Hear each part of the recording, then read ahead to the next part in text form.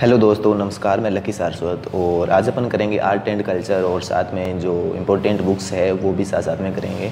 तो आप video complete देखना और वीडियो पसंद आए तो वीडियो को लाइक और शेयर करना मत भूलना। तो आज का सबसे पहला क्वेश्चन है, निम्न में से किस राज्य से भवाई लोक नृत्य संबंधित है? तो ये हमारा होगा राजस्थान। अगर लोक नृत्य के बारे में पूछे तो वो होगा राजस्थान, और अगर लोक रंगमंच से पूछेगा तो वो होगा हमारा गुजरात।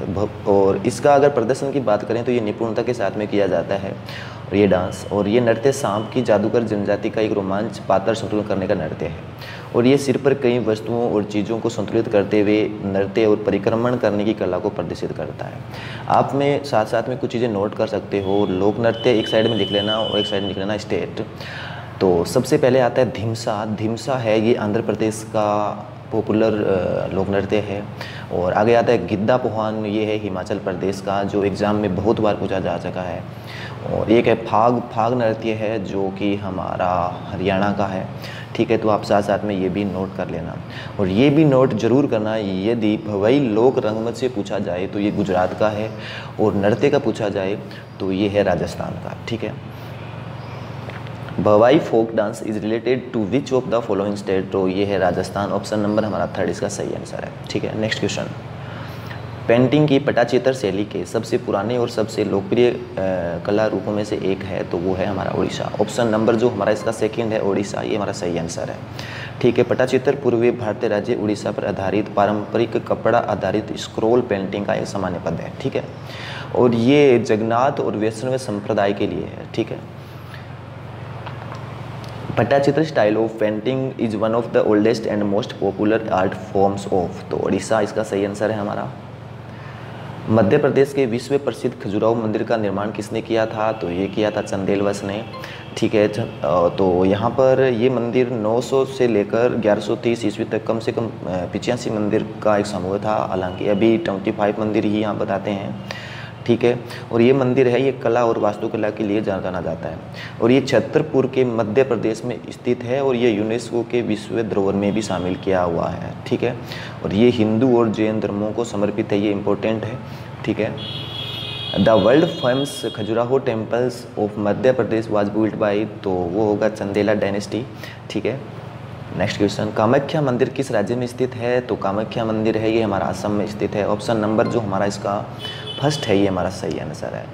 कामाख्या देवी मंदिर देश की प्रमुख 51 शक्तिपीठों में से एक है, इम्पोर्टेंट है, ये चीज़ नोट कर लेना। और ये गुवाहाटी असम में नीलांचल पहाड़ियों पर स्थित है, ये भी आप साथ साथ में नोट कर लेना। असम के नीलांचल पहाड़ियों पर स्थित है। ठीक है, in which state is the Kamakhya temple situated? तो ये है हमारा असम। ठीक है, तो आप चीज़ें नोट करते चलना साथ साथ में। पुष्कर मेला निम्नलिखित में से कहाँ पर आयोजित किया जाता है? तो ये राजस्थान के अजमेर ज़िले में किया जाता है। ऑप्शन नंबर जो हमारा इसका फर्स्ट है ये हमारा सही आंसर है। पुष्कर मेला है ये एक वार्षिक पशुधन मेला होता है। ठीक है, ये पशुधन मेला है जो राजस्थान के अजमेर ज़िले के पुष्कर शहर में आयोजित किया जाता है। और ये 5 दिनों का मेला होता है, जो कार्तिक शुक्ला एकादशी से शुरू होता है और कार्तिक पूर्णिमा पर समाप्त ये होता है। ठीक है, और पशुधन के व्यवहार के लिए इसके अंदर जो व्यापार होता है उसके अलावा मेले में सांस्कृतिक कार्यक्रम और नृत्य, संगीत और खेल जैसी प्रतियोगिताएं भी शामिल होती है। ठीक है, the Pushkar fair is held in, तो वो होगा अजमेर। ठीक है, निम्नलिखित में से कौन साहित्य के लिए नोबेल पुरस्कार प्राप्त करने वाले पहले चीनी थे? तो वो थे मोयान। ऑप्शन नंबर जो हमारा इसका 4th है मोयान, ये हमारा सही आंसर है। मोयान को वर्ष 2012 में साहित्य के लिए नोबेल पुरस्कार प्राप्त करने वाले पहले चीनी थे। ये इंपॉर्टेंट क्वेश्चन है क्योंकि अभी चीन है वो ज़्यादा न्यूज़ के अंदर है। तो मोयान वर्ष 2012 में साहित्य के लिए नोबेल पुरस्कार प्राप्त करने वाले पहले चीनी थे, और उनका पहला काम है वो वर्ष 1981 में यानी 1981 में प्रकाशित हुआ था।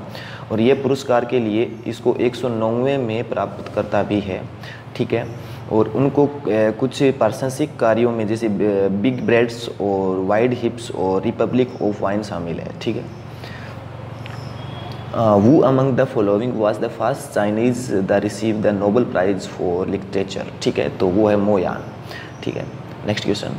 अरुंधति रॉय ने अपने किस पुस्तक के लिए 1997 में मैन बुकर पुरस्कार जीता था? इंपॉर्टेंट क्वेश्चन है, ये क्वेश्चन एग्जाम में बहुत बार आ रखे हैं, और इनसे और कौन कौन से क्वेश्चन बन सकते हैं वो भी अपन करेंगे साथ साथ में। तो अरुंधति रॉय ने अपनी किस पुस्तक के लिए 1997 यानी 1997 में मैन बुकर पुरस्कार जीता था? तो ये जीता था the God of Small things. Option number जो हमारा इसका सेकंड है, ये हमारा सही आंसर है। और इसके साथ साथ में और किताबें हैं दो, वो भी आप साथ साथ में नोट कर सकते हो। The algebra of infinity sticks, ये 2002 की बुक है। और एक किताब वो नोट कर लेना है साथ साथ में, the ministry of utmost happiness, जो कि 2007 की बुक है। ठीक है, ठीक है, तो आप चीज़ें साथ में नोट कर रहे हो। The God of Small things है, ये दो जुड़वा भाइयों के बचपन के अनुभवों के विषय में एक कहानी है, जिनके जीवन लव और लॉज द्वारा नष्ट हो जाते हैं, जो बताती है कि किससे प्यार किया जाए और कैसे और कितना किया जाए। ये पुस्तक बताती है कि छोटी छोटी चीज़ों के लिए है वो जीवन को कैसे प्रभावित होती है। ठीक है, तो ये चीज़ आप साथ साथ में नोट कर लेना। Arundhati Roy won Man Booker Prize in 1997 for her book. ठीक है, तो the God of Small Things. ठीक है, तो आप साथ में चीज़ें नोट कर लेना। नेक्स्ट क्वेश्चन है हमारा, ओल्ड हिस्ट्री न्यू जियोग्राफी पुस्तक किसने लिखी थी? तो ये लिखा था जयराम रमेश ने। ऑप्शन नंबर जो हमारा इसका थर्ड है, ये हमारा सही आंसर है। ठीक है, ये जयराम रमेश है, ये कौन थे? तो ये भारतीय राष्ट्रीय कांग्रेस के अर्थशास्त्री और राजनेता थे। ठीक है, तो इनकी भी ये भी बहुत ज़्यादा न्यूज़ में है अभी कांग्रेस। तो आप साथ साथ में और भी क्वेश्चन लिख सकते हो जो इससे बन सकते हैं। तो to brick and bank India's, तो ये 1991 की स्टोरी थी। ठीक है, तो ये 2015 में किताब लिखी गई। और ये किताब और है वन हिस्ट्री न्यू जियोग्राफी, जो अपन अभी पढ़ चुके हैं, जो कि 2016 की किताब है। एक और नोट कर लेना, Indira Gandhi a life in nature, 2017 की किताब है। और एक 2018 की किताब और है, वो है interviewed live PN Haksar and Indira Gandhi. ठीक है, 2018 की किताब है। ये जयराम रमेश ने लिखी है। 2018, 17, 16 की जो किताबें थी मैंने बता दी है। वन हिस्ट्री न्यू जियोग्राफी है जो किताब हमने अभी क्वेश्चन किया है, ये 2016 की किताब है। एक किताब और है Indira Gandhi a life in nature, ये 2017 की किताब है।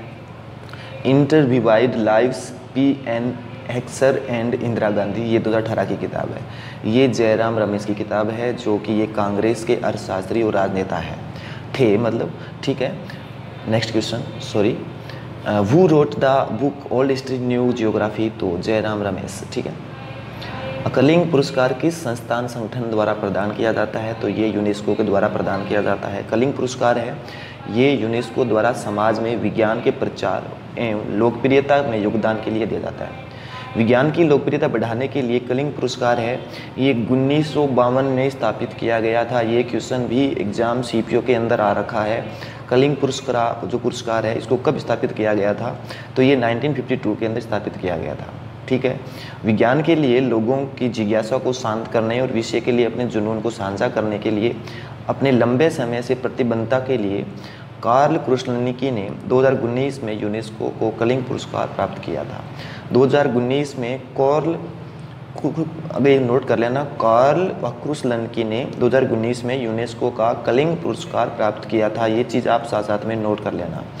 ठीक है, तो क्वेश्चन इंग्लिश में भी देख लेते हैं। Kalinga prize is awarded by which institution and organization? तो ये करता है यूनेस्को। ठीक है, ध्यानचंद पुरस्कार के प्राप्तकर्ता को कितनी राशि दी जाती है? तो वो दे दी जाती है 5 लाख। ध्यानचंद पुरस्कार के प्राप्तकर्ताओं को 5 लाख रुपए प्रदान किए जाते हैं। और ये पुरस्कार भारत सरकार द्वारा खेलों में आजीवन उपलब्धि से संबंधित है और इसका नाम प्रसिद्ध भारतीय हॉकी खिलाड़ी ध्यानचंद के नाम पर रखा गया है। और इस पुरस्कार की जो शुरुआत है सबसे पहले कब स्थापित किया गया था? ये 2002 में स्थापित किया गया था। इंपॉर्टेंट क्वेश्चन है, ये आप नोट कर लेना। What is the prize money given to the reception of Dhyanchand award? तो वो है 5 लाख रुपए, है ना। ठीक है, तो नेक्स्ट क्वेश्चन चलते हैं। रानी झांसी ट्रॉफी किस खेल से संबंधित है? तो ये है क्रिकेट से। ऑप्शन नंबर जो हमारा इसका सेकंड है, ये हमारा सही आंसर है। अगर अपन फुटबॉल से कुछ कप अपने नोट करना चाहे तो वो अपन नोट कर सकते हैं। रॉबर्ट्स कप, मदेका कप और cup federation cup, DCS trophy, Durand cup, BC Raj trophy, FIFA विश्व कप, जुल्स रिमेट ट्रॉफी और इंडियन सुपर लीग और IFA शील्ड, कैची cup, Subroto cup, Ashutosh Mukherjee trophy, Todd memorial trophy, बीटल ट्रॉफी। तो ये चीज़ें फुटबॉल के लिए हैं। ठीक है, Rani Jhansi trophy is associate with which sports, तो वो है क्रिकेट, ठीक है। ग्रैमी पुरस्कार निम्नलिखित में से किस क्षेत्र में दिया जाता है, तो ग्रैमी पुरस्कार संगीत में दिया जाता है, ठीक है। ग्रैमी संगीत उद्योगों में उपलब्ध होने पहचानने के लिए रिकॉर्डिंग अकादमी द्वारा दिए जाने वाला एक पुरस्कार है। और पहला ग्रैमी पुरस्कार है समारोह है, ये 4 मई 1959 को मतलब हुआ था। और 1958 के जो कलाकारों द्वारा प्राप्त किए गए संगीत उपलब्धियों को सम्मानित करने और मान्यता देने के लिए आयोजित किया गया था। और 2011 के समारोह का अनुसरण करते हुए अकादमी ने 2012 के लिए कई ग्रैमी पुरस्कार श्रेणियों में आयोजन किया था, ठीक है। Grammy award is given in which of the following field, तो यू है म्यूजिक, ठीक है। तमिलनाडु में थीम थी त्यौहार किसके सम्मान में मनाया जाता है, तो ये द्रौपदी के सम्मान में मनाया जाता है, ठीक है। द्रौपदी 5 पांडवों की भाइयों की पत्नी थी, ठीक है। थीमी है, ये दक्षिण भारत में होने वाला एक हिंदू त्यौहार है जो तमिल कैलेंडर में है। ये 82 महीने के दौरान मनाया जाता है, ठीक है। और यहाँ पर इसको करने के लिए पहले द्रौपदी की पूजा की जाती है, फिर ये कार्य शुरू किया जाता है, ठीक है। The Theemithi festival is Tamil Nadu is celebrated in the honour of, तो वह द्रौपदी। निम्नलिखित में से किस राज्य में शास्त्रीय नृत्य की उत्पत्ति हुई, तो शास्त्रीय नृत्य की उत्पत्ति असम से हुई। ऑप्शन नंबर जो हमारा इसका फर्स्ट है, ये हमारा सही आंसर है। संगीत नाटक अकादमी ने भारत में 8 शास्त्रीय नृत्यों के रूप में मान्यता दी है, तो ये आप नोट कर लेना, इंपॉर्टेंट क्वेश्चन है। डांस से एक ना एक क्वेश्चन एग्जाम में पूछा जाता है। सबसे पहले है भरतनाट्यम, कुचिपुड़ी, कथकली, ओडिसी, मणिपुरी, मोहिनीअट्टम और क्षत्रिय नृत्य। क्षत्रिय नृत्य की उत्पत्ति है ये असम में हुई थी और ये 5वीं शताब्दी में ईस्वी में क्षत्रिय नृत्यों का एक प्रचलन है, ये वैष्णवों द्वारा किया गया था, ठीक है। तो ये जो क्षत्रिय नृत्य है ये असम में होता है, ठीक है। From which of the following state did Sattriya dance from organize, ठीक है, तो ये असम में होता है। भक्कू पुरुषों के लिए एक पारंपरिक पोशाक इन राज्यों में से किससे संबंधित है, तो ये है सिक्किम से। ऑप्शन नंबर जो हमारा इसका फर्स्ट है, ये हमारा सही आंसर है, बक्कू है। ये पुरुषों के लिए एक पारंपरिक पोशाक है जो सिक्किम के अंदर लोगों के द्वारा पहनी जाती है, ठीक है। और ये जो होती है ये सोल या फोटुआ और जो चादर होती है इसके नाम से भी जानी जाती है, ठीक है। और भी आप साथ साथ में नोट करना चाहो तो श्रीनगर के और यानी जम्मू कश्मीर का चेक कर सकते हो, तो वो है फेरन, जो पुरुषों की पारंपरिक वेशभूषा है फेरन, ठीक है। श्रीनगर की कौन सी है, फेरन। और मैं अगर बात करूं हिमाचल प्रदेश की, वो है धोती। धोती है ये पुरुषों की पारंपरिक वेशभूषा है, ठीक है। तो आज के लिए इतना ही, तो मिलते हैं नेक्स्ट वीडियो में। Bye bye, take care, see you, मिलते हैं।